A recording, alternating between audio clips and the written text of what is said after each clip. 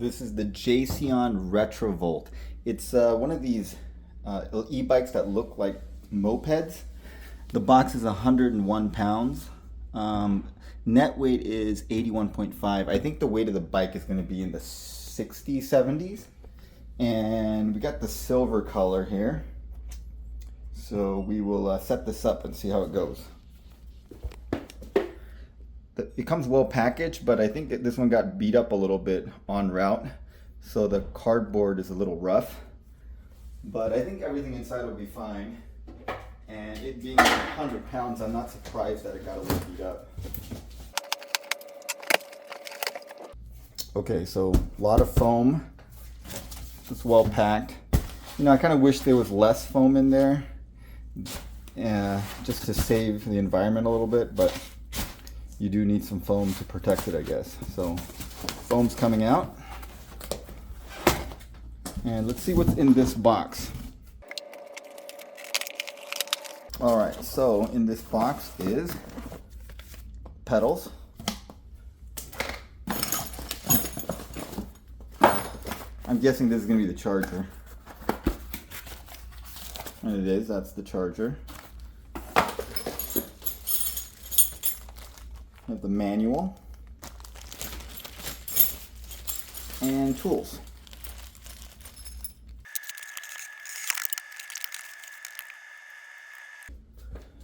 Alright, I figured out a way of getting these zip ties off without cutting them.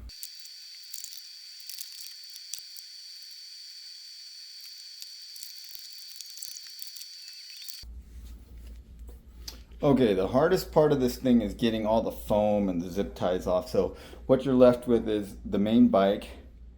The handlebars are down here.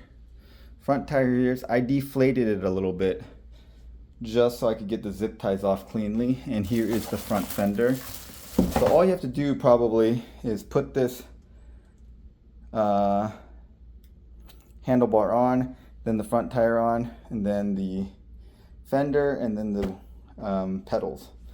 That should not take more than about 10-15 minutes, I think.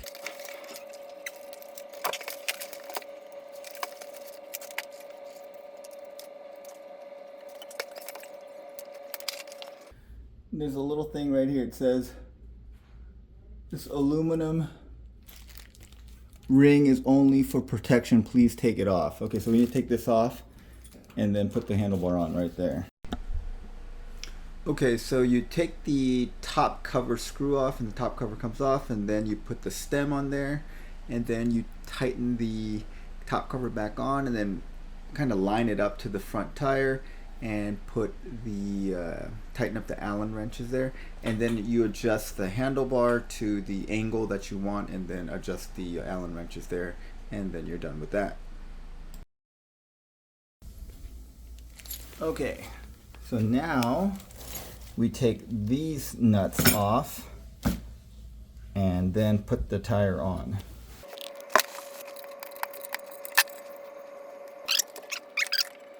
You gotta make sure that the disc brakes fit in between here, right there,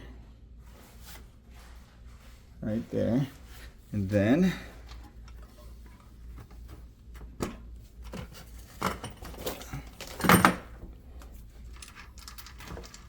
okay, you can drop it.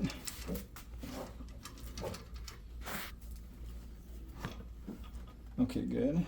So it's seated. And then if you come over here, there's a little hole here, and you have to make sure that this washer fits into this hole right here. Right there, yeah. And then there's one on the other side like that.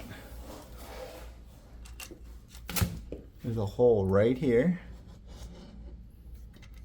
And you have to make sure that this washer sticks in there. And then you tighten them down, and then we're pretty much done.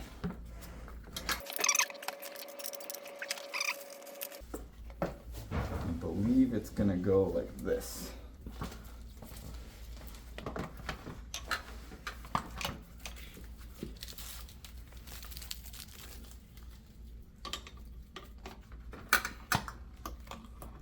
it's gonna go like that.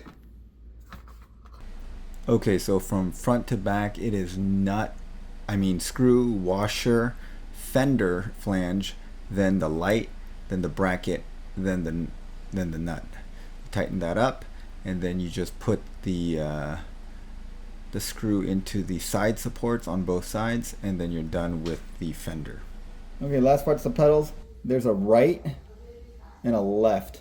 You have to make it go the correct way. So the right side goes here, and it always threads on in the forward direction. So on the right side it'll be clockwise, and on the left side it'll be counterclockwise. It's a little weird. So this one goes like this.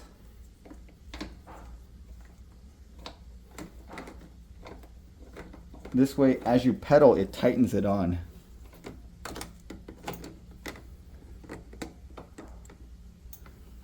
Okay, so we'll tighten that up later. And then we'll go to the other side.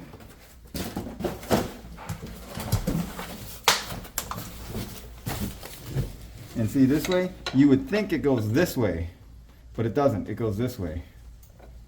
It goes counterclockwise on this side.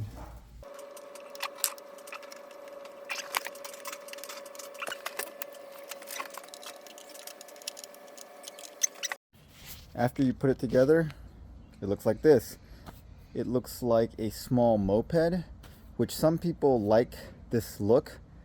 I don't know if I'm the hugest fan, but a lot of the kids seem to like these e-bikes that look like scooters. It does have pedals and a derailleur. I'm not sure why, because the seating position makes it pretty hard to pedal efficiently. You can pedal it, but it's hard to pedal efficiently. There is a space here. You can get a little padded seat here, or you can add a basket here if you want. It's accessories you can get from them. I asked them to send a seat so you can ride two up. It does have these foot pegs in the back, so you can ride two up right here. And let's see, let's turn it on. So here it is booting up.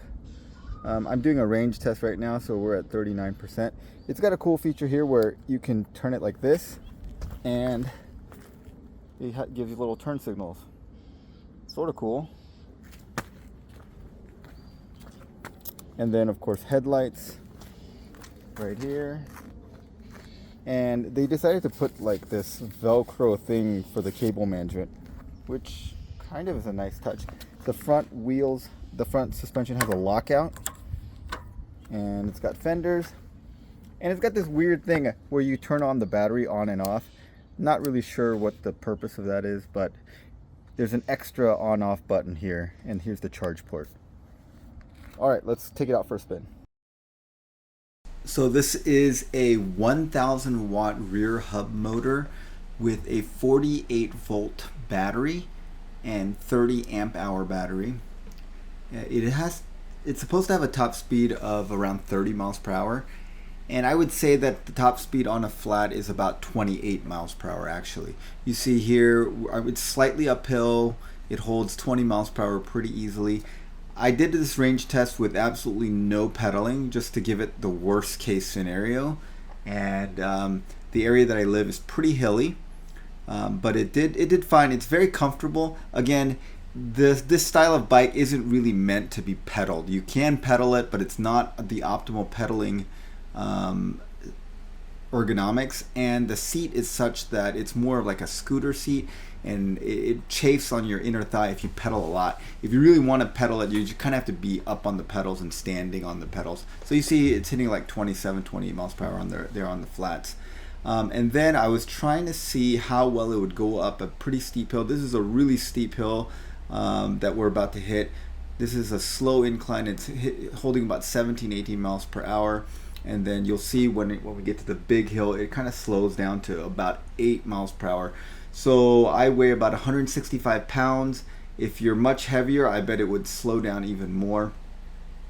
So you definitely need to help it go up really steep hills.